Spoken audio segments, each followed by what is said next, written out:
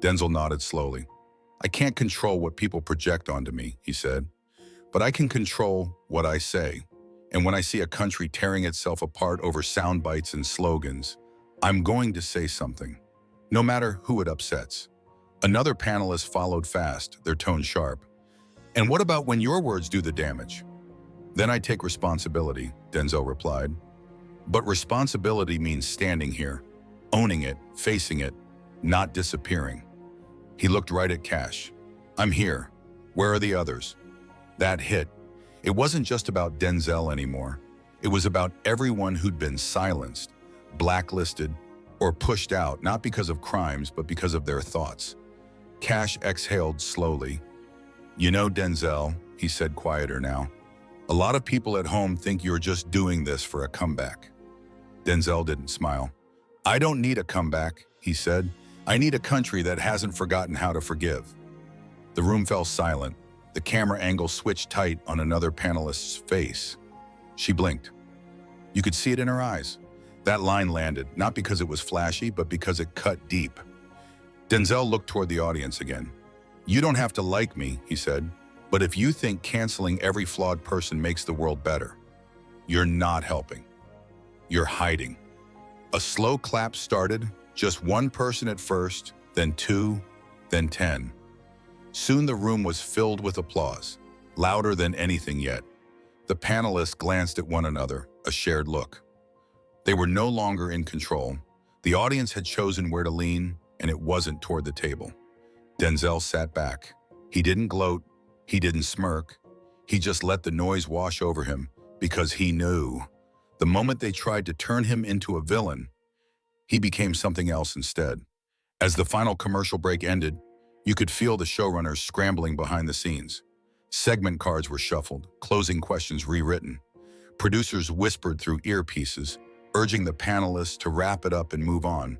But you can't move on from a moment that shakes the room. You can only brace for what comes after.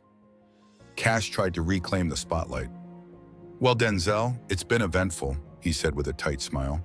Before we go, anything you want to leave our audience with? Denzel nodded slowly. Yes, he said. Don't let the loudest people in the room decide what you're allowed to think. Don't hand over your voice to people who claim to speak for you, left or right, Hollywood or DC, because once you give it away, you don't get it back. The crowd stirred. It wasn't grandstanding. It wasn't a performance. It was a warning. Another panelist cut in quickly, trying to lighten the weight in the room. All right, well, thanks for coming, Denzel. We appreciate your candor. More like, thanks for surviving the firestorm we meant to burn you in. But Denzel didn't rise just yet. He looked directly at the panelists. I know why I was invited here, he said. You thought you'd teach me a lesson. Remind me I don't belong. He looked at the audience. But here's the thing, I don't need to belong to be right. And then he stood. A few people in the audience stood too. Then more. Applause again, louder, sharper, no longer polite. The camera caught it just for a second. Kash glancing off stage. A silent look of, what just happened? Because this wasn't how the segment was supposed to end. It wasn't how their interviews typically ended. It wasn't in their control anymore. Denzel Washington didn't just walk off the stage. He left behind a studio in chaos, ideologically, emotionally, reputationally. As the credits rolled and the music played, the panelists tried to smile through it, but they looked shell-shocked. The energy was off. You could feel it in the way they shuffled papers that didn't matter, in the stiffness of their laughter. And online, it had already begun. Clips, hashtags, headlines. Denzel Washington flips the script on The View. The moment the crowd turned, one sentence that shut down the panel.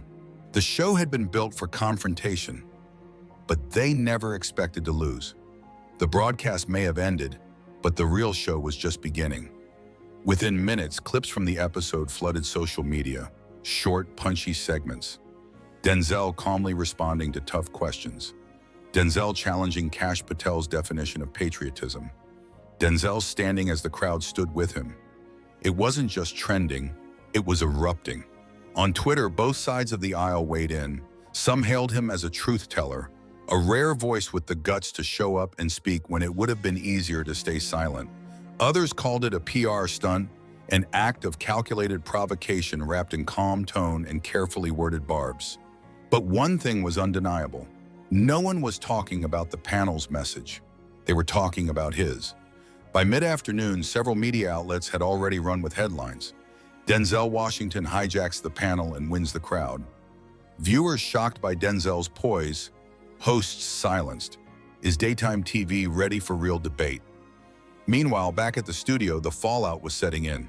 Producers huddled over footage, deciding what to upload officially and what to quietly leave out. Interns were tasked with monitoring comment sections, most of which were leaning overwhelmingly toward Denzel. A leaked email from one staffer to another said it plainly. We brought him in thinking we'd frame him. Instead, he reframed us. Behind the scenes, Kash Patel was reportedly frustrated, not because he disagreed with Denzel, he always had, but because Denzel didn't crack. They threw every trick at him: personal history, moral questions, political accusations. He didn't stumble once. Other panelists were silent as they left the studio. No post-show social posts, no quote to press. Even the most seasoned panelist was heard muttering to a producer, he didn't take the bait. That's what scared them. Meanwhile, Denzel, he was gone. No follow-up interview, no press tour, no tweet storm, just silence. He'd said his piece, he didn't need to repeat it, and that silence made everything louder. By nightfall, even late-night shows were referencing it. Some mocked him, some mocked the panel, but even in mockery, the moment lived. It had legs, it had weight, and most importantly, it had viewers thinking. The panel had invited him in to corner him. Instead, he walked out, leaving them cornered by their own assumptions. The next morning, headlines were still pouring in. Every major outlet had picked up the story. The clips had amassed millions of views overnight. Commentators across the political spectrum dissected each exchange like it was a courtroom transcript. But the one moment they all came back to, the one that wouldn't fade, was the sentence, we've convinced ourselves that only one side gets to define what offensive means. It echoed on every platform, quoted by supporters and critics alike. Not because it was radical, but because it was true. And deep down, everyone knew it. Even those who disagreed with Denzel Washington had to admit it. He hadn't raised his voice, he hadn't evaded the hard questions, and most unexpectedly, he hadn't collapsed under pressure. Instead, he walked into a space designed to dismantle him, and dismantled the illusion that narrative was more powerful than clarity. But the true impact didn't show up in the headlines. It showed up in living rooms. Families that had long written him off sat together watching the clip, rewinding parts, talking about it. Not everyone agreed with him, but they talked, they debated, they listened. And isn't that what the entire show claimed to want? Some former critics even took to social media to acknowledge the shift. I'm no fan of Denzel Washington, but today he showed more courage on TV than I've seen in years. A progressive journalist. He said what we were all thinking and did it without venom. That's rare. A film crew union member of the panel, for its part, went quiet. No post-show highlight reel, no behind-the-scenes interviews. Just a vague tweet thanking Denzel for an honest conversation. A tweet that was ratioed within an hour.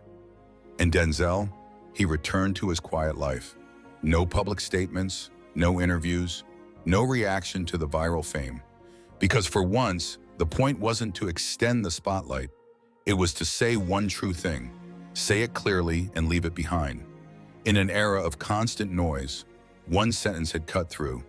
You don't tear down walls by shouting at people. You tear them down by listening, even to the ones you disagree with. And maybe, just maybe, that's why it stuck. He didn't win by yelling. Denzel Washington went on live TV expecting a fight. Kash Patel thought he'd corner Denzel, humiliate him in front of millions. But within minutes, the tone shifted, and one calm sentence turned the whole studio upside down. By the end, the audience was cheering and Kash Patel was left speechless. Before we dive in, let us know where you're watching from and hit subscribe so you never miss these moments. They thought they had him trapped. The morning schedule called for a candid conversation between Denzel Washington and Kash Patel. But everyone behind the scenes knew the real purpose. a takedown. Denzel walked onto the stage with a calm, steady smile, nodded to the crowd, and took his seat across from Kash. But the tension was thick, palpable, electric, almost scripted. From the moment Kash leaned forward for the first question, it was obvious. This wasn't an interview. It was an ambush. "So, Denzel," Kash began, his voice edged with controlled sarcasm, "you've been very vocal lately in your support for a 100% tariff on foreign films. Do you really believe censorship and economic nationalism are the answer now?" The audience chuckled nervously. The camera zoomed in on Denzel. Without blinking, he leaned forward and said calmly, "Supporting American workers isn't censorship, it's survival." A long pause. Kash pressed on, louder. "You say you're protecting jobs, but isn't this just another way to push a political agenda? Why now? Why you?" Denzel turned to him, measured and steady. "Because I've seen what happens when Hollywood sells out. I've worked in this town for decades, and the minute you stop investing in your own people, your actors, your crews, your neighborhoods, you become a slave to markets that don't care about your culture." The crowd shifted. Some clapped. Others stayed silent. Kash narrowed his eyes. "You talk about culture, Denzel, but let's be honest. You've had a history, controversial remarks, mistakes in your past. Are we really supposed to take you seriously now, just because you're waving the American flag?" The jab was sharp. It hit hard. The studio went quiet. Denzel paused. He didn't flinch. He didn't get defensive. "I made mistakes, big ones, and I paid for them, but the fact that I'm sitting here today means something. I chose to face it, and I'll keep facing it if it means I can help fix what's broken." No applause, just silence. Then slowly a single clap. Another. The momentum started to shift. Kash tried to regain control. "But tariffs don't fix character, Denzel. You're talking about economic walls, but what about tearing down the walls you've built?" That's when it happened. Denzel leaned in. His voice dropped. "You don't tear down walls by shouting at people. You tear them down by listening, even to the ones you disagree with." The entire room froze. Nobody expected that. Not from him. Just like that, the narrative started to fracture. Kash Patel had planned a storm, but he forgot. Denzel Washington doesn't run from lightning. By the second segment, it was clear Kash was recalibrating. The teleprompters still suggested light political banter, but the vibe on set was anything but light. Kash shuffled his notes, glanced off camera. The cameras kept rolling. Denzel sat quietly, almost perfectly still, fingers lightly tapping the armrest. That calm unnerved them more than anger ever could. "So let's talk economics," Kash said, his tone sharper now. "You think slapping a 100% tariff on foreign films is going to help American jobs? Isn't that just going to start a trade war and make movie tickets more expensive?" Denzel nodded slowly, as if he'd just been asked the most reasonable question in the world. "I get it. Tariffs sound aggressive," Denzel replied, his voice calm but firm. "But you know what's more aggressive? The way we've let studios ship post-production overseas, cast from cheaper labor pools, and gut American crews just to save a buck." He glanced at the live audience, locking eyes with someone in the back row. "We're not competing, we're being undercut. And if we don't draw a line somewhere, Hollywood turns into a ghost town." A few claps rose from the audience. One person even cheered. The cameras didn't cut to the crowd, but the producers in the main room were already sweating. Kash pressed on. "But that's not how capitalism works, Denzel. If you can't compete globally, maybe you're not offering enough value." Denzel's jaw tightened for the first time. "You know what else capitalism needs to work? Fairness, a grip on reality. Right now, it's not a competition. It's a race to the bottom. And workers are the ones falling first."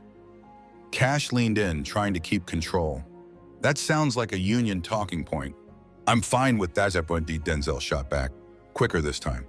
"Because the guy holding a boom mic on set, the woman editing footage until 3 a.m., they're not driving Lamborghinis, they're just trying to pay rent in Burbank." A pause, more claps. Then Kash slid a printed sheet of paper across the table. "This is from your last interview. You said, and I quote, "America should stop pretending globalism is the answer to everything." That's your stance? Denzel didn't even look at the quote. He just looked up. Yes. Isn't that just isolationism? No, he replied firmly. It's prioritizing what's real. We've let globalism become a mask for exploitation of workers, of culture, of trust. I'm not saying we shut the world out. I'm saying we stop selling ourselves short. The words hung heavy in the air. Kash broke the silence. You're turning this into some kind of populist crusade. Denzel leaned forward, calm but unshakable. No, I'm reminding people they deserve better. Just like that, the dynamic began to change. Not completely, not yet, but enough that Kash's next words came out a bit softer. Well, we'll be right back. As the camera panned out and the show went to commercial, you could see it in Kash's eyes. This wasn't going the way he planned, and he was running out of ways to stop it. The break was short, but the mood shift lingered. Producers whispered frantically into earpieces. Audience coordinators motioned for more applause. But it didn't matter. Something had shifted, and not just on screen. Denzel Washington wasn't just defending policy anymore. He was defending his presence. And Kash Patel could feel it slipping. When they returned from break, Kash wasted no time. Let's not pretend the past doesn't matter, he said. There are a lot of people who think you shouldn't even have a platform, Denzel. You've said things, hurtful, offensive things. Are we supposed to just forget that because you came here and made a few decent points? The air thickened. Denzel inhaled slowly, then looked straight ahead. I don't want anyone to forget, he said, his voice even. For a long time, I was angry, reckless.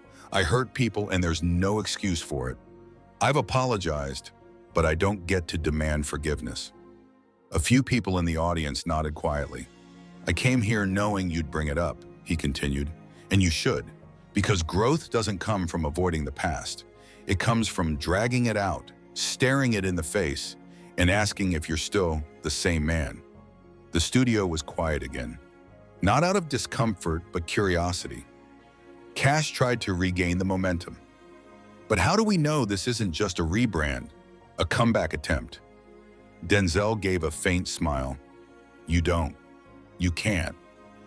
But if I was chasing applause, I wouldn't be sitting here right now talking about tariffs and culture wars, Denzel said, the hint of a smile at the edge of his lips. I'd be out selling another sequel. That line landed. Even Kash let out a reluctant chuckle, though he tried to hide it. But Kash wasn't finished. You say you've changed, but this tough guy nationalism, it sounds like the same old Denzel Washington, just with a different coat. And that was it, the moment. Denzel leaned in, calm but absolutely locked in. I don't think it's tough to want your country to stand on its own 2 feet. I think it's responsible. And I don't think it's nationalism to love the place that raised you and want to see it treat its people better. He paused, then added quietly, everyone's so scared of being called a name that we forgot how to stand for something. For a moment, nobody responded.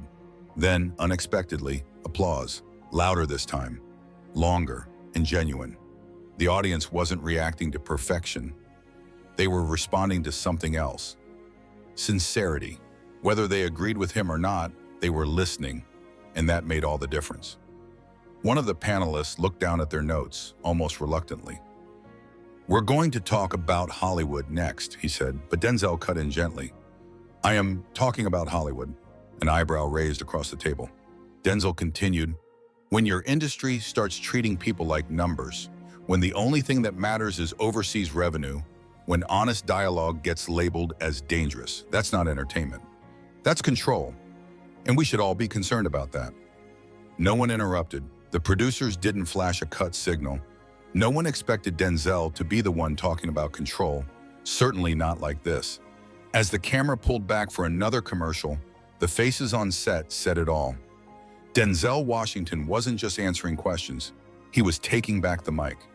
By the time the third segment rolled around, the producers had stopped pretending this was going according to plan. Social media was buzzing. The show's live tweet feed exploded, half the hashtags praising Denzel Washington's candor, the other half accusing the panel of losing control of their own platform. Yet none of that tension showed up on camera. Kash returned with a forced smile, shifting gears. "Let's talk Hollywood," he said, fingers laced tightly in front of him. "You've been vocal about the industry turning its back on America, but haven't you benefited more from Hollywood than most?" Denzel leaned back, almost relaxed now. "I have," he said, "and that's exactly why I'm speaking out, because I've seen what happens behind the curtain, the way priorities shift, the way storytelling turns into propaganda, the way talent gets pushed aside for politics." Another panelist chimed in. "So you think Hollywood's broken?" "No," Denzel said. "I think it's scared." Kash cocked his head. "Scared of what?" Denzel didn't hesitate.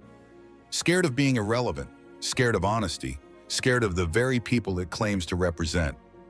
The audience murmured. Someone in the front row clapped softly. Denzel leaned forward. "Look, we used to make films that challenged power, that asked hard questions. But now, if you challenge anything, you're labeled toxic, dangerous, outdated." He glanced across the table. "I've been all those things, but what I won't be is silent." Kash tried again. "But isn't some of this just accountability? The world's changed. People expect more now." "I'm not against accountability," Denzel replied. "I'm against selective accountability. We act like redemption is off the table, but only for certain people. You either believe in second chances or you don't. You can't sell forgiveness and cancel it at the same time," Denzel said, his voice unwavering. That one stung. Even Kash flinched. Sensing an opening, another panelist pressed in. "Isn't it convenient you're saying all this now when you have nothing left to lose?" Denzel didn't blink. "You're right, I've lost a lot. My reputation, opportunities, friends. But what I haven't lost is my voice." He paused deliberately. "And that's what makes people nervous." The audience erupted, louder than before. Applause, whistles, even a few cheers. For the first time, the panel looked genuinely shaken. Not because Denzel had said something outrageous, but because he hadn't. He was calm, measured, honest, and worst of all for them, he was being heard. Kash threw to commercial with a tight smile. "We'll be back in just a moment." But everyone watching knew the moment had already arrived. When the show returned, it wasn't just the studio that felt different. It was the audience. People who'd come in expecting a spectacle were now leaning forward, arms crossed, brows furrowed. Not with anger, but with interest. You could feel it. Something rare was happening. Kash, clearly thrown off, tried to redirect the conversation. "Okay, let's step away from the politics for a moment. Let's talk about your career. You've had massive highs and very public lows. Why come back now?" Denzel looked around the room, then settled his eyes on Kash. "Because we don't have time to wait anymore. Because this industry, this country is at a breaking point. And if people who've seen the inside don't speak up, who will?" A beat, the audience murmured. Another panelist cut in. "You're saying Hollywood's collapsing? Isn't that a little dramatic?" Denzel turned toward him. "Not collapsing, evolving into something it was never meant to be. It used to be a place for stories. Now it's a place for slogans. And when everything becomes a message, nobody hears the truth anymore." A panelist looked up sharply. "So what's your truth, Denzel?" He didn't miss a beat. "That every artist, every worker, every American should be able to create, speak, disagree, without being exiled for it. That free speech doesn't end when someone gets uncomfortable. That patriotism isn't hate, and love of country isn't extremism." Applause, not polite applause, real, spontaneous. Even Kash looked surprised. Denzel continued, "They say we need more diversity in Hollywood. Fine. Start with a diversity of thought. I've worked with people of every background, every belief. But you know what gets shut down the fastest? An opinion that doesn't toe the narrative." Now the audience was nodding, arms uncrossed, phones were out, recording. Another panelist crossed his arms. "And what about your narrative? What about the damage done by your past words, your past actions?" Denzel nodded. "I live with it every day, and I should. But growth isn't proven by hiding. It's proven by showing up and speaking, even when you know people still doubt you." He looked out at the audience. "If I came here to be liked, I'd have said something safe. But I didn't. I came here because it matters. Because what we say in rooms like this ripples outside of them. Silence. Then more applause. A few people stood. Kash raised his hands, half joking. Okay, we get it. Denzel Washington is trending. That got some laughs, but the tension had cracked. The audience had turned, not against the panel necessarily, but towards something else. Something real. And the hosts knew it. The next segment was coming fast. Producers scrambled to change the tone. But the momentum, that belonged to Denzel now. The producers didn't want a repeat of the last segment, but by now it was out of their hands. They tried shifting topics, softening the tone, even cutting to commercial early. None of it worked. Denzel Washington was controlling the tempo, and worse for them, he wasn't doing it with anger or theatrics. He was doing it with composure. The next segment started with Kash Patel trying to cool things down. Denzel, we've talked politics, industry, the past, he said with a tight smile. Let's talk about solutions. What do you think Hollywood and America needs right now? Denzel didn't even blink. Truth, he said, even when it's ugly, especially when it's ugly. The studio fell quiet. Right now, we're more afraid of offending people than we are of lying to them. That's the problem. We don't need safer spaces. We need braver conversations. A few people applauded, then more. One of the panelists leaned forward, trying to take it back to familiar ground. But conversations without accountability just become noise. Shouldn't there be consequences for spite that hurts people? Absolutely, Denzel said. Oh, but there's a difference between hurting someone and disagreeing with them. We've lost that distinction. We've made discomfort a crime, Bertrand. He paused, then added, and we've convinced ourselves that only one side gets to define what offensive means. There it was, the sentence. It was quiet at first, like a door closing somewhere backstage, but the effect was instant. Kash blinked. Another panelist sat back. The next host parted their lips like they were about to respond, but didn't. The audience was still, as if holding their breath. The words weren't shouted, weren't angry, but they struck home. Because they didn't just challenge the panel, they challenged the room. And for a moment, no one had a comeback. Denzel let the silence linger. I'm not here to win anyone over, he said. I'm here to say what's true. And if we can't do that without fear, then we've already lost. That's when it happened. A voice from the crowd shouted, "Let him speak!" Applause followed, then cheering. The panel tried to smile to brush it off, but something had clearly broken loose. The script, the one they'd written in their heads, was gone. Now they were the ones reacting, and Denzel was leading. Another commercial break came, but this time no one moved, because no one wanted to miss what came next. Back from commercial, the studio looked the same, but it wasn't. Not anymore. The camera panned across the panelists, but something had shifted. Their posture was stiffer, their smiles tighter. The energy had changed. And Denzel Washington, he was still steady, still calm, but now there was an edge to him. As if he knew this was the moment everything had been building toward. Kash jumped in first, pushing harder now. You say you're here to speak truth, he said, his voice slightly raised. But let's be honest, when you speak, it divides people. You're not some unifier, Denzel. You're a symbol for outrage, for controversy,